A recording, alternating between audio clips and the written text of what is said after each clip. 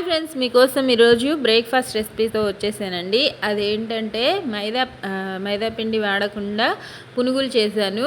అది కూడా 3 పిండిలు కలిపి చేశానన్నమాట. నేను అట్లు, ఇడ్లీలు ఇంకా పిండి నానబెట్టలేదు.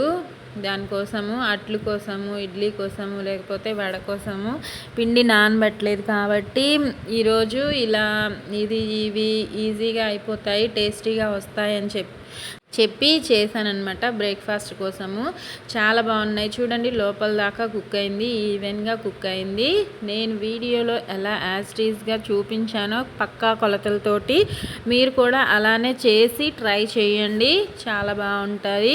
ఎప్పుడు ఒకేలాంటి బ్రేక్ఫాస్ట్ కాకుండా ఇలా కొత్తగా డిఫరెంట్గా చేసి పెడితే ఇంట్లో వాళ్ళు మనము హ్యాపీగా ఎంజాయ్ చేస్తూ తినొచ్చు అనమాట. ఇప్పుడు దానికోసము ప్రాసెస్ ఇంగ్రీడియంట్స్ చూసేద్దాం, వచ్చేసేయండి వీడియోలో క్లారిటీగా క్లియర్గా. ఇంకా నేను గోధుమ పిండి తీసుకున్నాను. గోధుమ పిండి ఇదిగోండి చూపిస్తున్నాను చూడండి. 1 కప్పు తీసుకున్నాను. తల కొట్టేసే తీసుకోండి, మరీ ఫుల్గా అవసరం లేదు. ఇది బియ్యం పిండి 1 కప్పు, గోధుమ పిండి 1 కప్పు, బియ్యం పిండి 1 కప్పు, శనగపిండి కూడా 1 కప్పు సరిపోతుంది. ఎక్కువగా అవసరం లేదు. తెల్ల కొట్టినట్టు మాత్రం తీసుకోండి, ఫుల్గా అవసరం లేదు. మీ ఇంట్లో వాళ్ళని బట్టి చూసుకొని చేసుకోండి. నేను అన్నీ సమానంగా వేసుకున్నాను. ఒక పావు కప్ అంతా గోధుమ పిండి మళ్ళీ వేసుకున్నాను. కరెక్ట్గా సరిపోతుంది, ఎక్కువగా అవసరం లేదు. దీనిలో జీలకర్ర వేసుకుంటున్నాను, ఒక 1 స్పూన్ దాకా. మీ ఇంట్లో వాళ్ళు ఎంతమంది ఉంటారో దాన్ని బట్టి పిండి కొలతలు చూసుకుంటూ చేసుకోండి. మేము 4 మెంబర్స్ కోసము ఈ పిండి చేశాను. వాము కూడా ఒక 1 స్పూను. ఇదేమో సోడా ఉప్పు, వంట సోడా ఉంటుంది కదా, అది 1 స్పూన్ అంతా వేసేసుకొని దాంతోపాటు ఇప్పుడు సాల్ట్ కూడా తగినంత సాల్ట్ కూడా వేసుకొని చక్కగా వాటర్ వేసుకొని ఉండలు లేకుండా మిక్స్ చేసుకుందాము. ఈ పిండిని మరీ లూజ్గా కలుపుకోవద్దు, మరీ గట్టిగా కలుపుకోవద్దు. నేను కన్సిస్టెన్సీ క్లియర్గా వీడియోలో చూపించి చెప్తాను, చూసుకోండి. కొద్దిగా వాటర్ వేసుకుంటూ, నార్మల్ వాటరే వేసుకుంటూ చక్కగా, మరీ లూజ్గా చేసుకోకండి, ఆయిల్ ఎక్కువగా పీల్చేస్తుంది. దీనికి ఇంకో ఇంగ్రీడియంట్ అవసరమైంది ఏంటంటే పెరుగు అన్నమాట. పెరుగు అది కూడా 1 కప్ అంతా కరెక్ట్గా సరిపోతుంది. ఈ పెరుగు వేయడం వల్ల పిండి చక్కగా ఫర్మెంట్ అవుతుంది. మనం వేసిన గోధుమ పిండి, బియ్యం పిండి, శనగపిండి ఈ 3 చక్కగా ఫర్మెంట్ అవ్వడం కోసం పెరుగు వేసుకున్నాను. సాఫ్ట్గా బాగా వస్తాయి. పైన క్రిస్పీ లేయర్ తోటి మనం మైసూర్ బజ్జీ తిన్న ఫీలింగే ఉంటుంది. కాకపోతే చిన్న పునుగుల్లా వేసుకున్నాను నేను, ఎందుకంటే మనకి లోపల దాకా పిండి కుక్ అవ్వాలి కాబట్టి. మీకు సైజ్ అయితే మీ ఇష్టం అండి. నేను చిన్నగా, మరీ చిన్నవి కాదు, మీడియం సైజులో వేసుకున్నాను. పిండి ఇలా ఉంటే సరిపోతుంది. చక్కగా బీట్ చేసినట్టు మిక్స్ చేసుకోండి, అంతా ఈవెన్గా మిక్స్ అవుతుంది. ఈ కన్సిస్టెన్సీ ఉంచి ఒక 1 అవర్ పాటు పక్కన పెట్టేసుకోండి. అంటే రెస్ట్ ఇవ్వండి, నానబెట్టుకోండి. రెస్ట్ ఇస్తే అదే ఫర్మెంట్ అయిపోతుంది.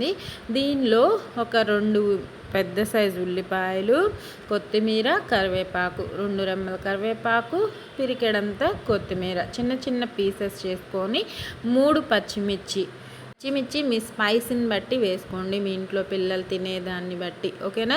నేనైతే 3 వేసుకున్నాను, అది కూడా చిన్నగా చాప్ చేసి వేసుకున్నాను. ఎంత సన్నగా కట్ చేసుకోగలిగితే అంత సన్నగా కట్ చేసి వేసుకోండి. పిండిలో ముందే మిక్స్ చేసామంటే వాటర్ రిలీజ్ అవుతుంది, మన ఉల్లిపాయ వాటర్ ఉంటుంది కాబట్టి.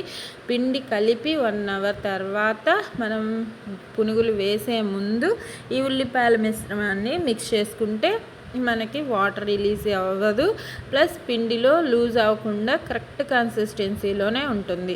నేను ఈ ఉల్లిపాయలు ఇవన్నీ మిక్స్ చేసేలోపు ఆయిల్ హీట్కి పెట్టుకున్నాను.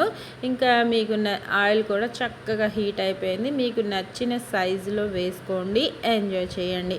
ఆయిల్ హీట్ అయిన తర్వాత మాత్రం మీడియంలోకి మార్చుకొని ఫ్రై చేసుకోండి.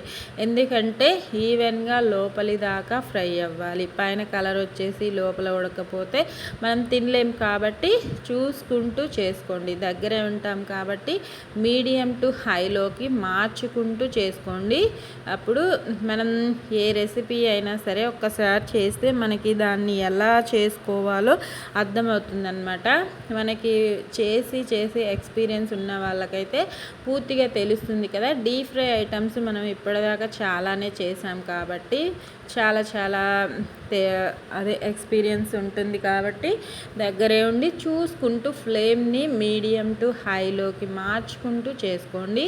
ఓకేనా? ఈవెన్గా కుక్ అవుతాయి. మనకి రావాల్సిన కలర్ ఏంటో మీకు తెలుసు కదా. 1 అవర్ పాటు మాత్రం పిండిని నానబెట్టుకోండి. చక్కగా వస్తాయి మన పునుగులు అనేవి. చూడండి, గోల్డెన్ బ్రౌన్ కలర్ అయితే వచ్చేసింది. స్టవ్ ఆపొద్దు. నెక్స్ట్ పిండి కూడా వేసుకోవాలి కాబట్టి అన్నీ ఇలానే ఫ్రై చేసేసుకొని పక్కన పెట్టేసుకొని వేడివేడిగా సర్వ్ చేయండి. సూపర్గా ఉంటాయి. నేను దీనికోసం కూడా 2 చట్నీలు చేశాను.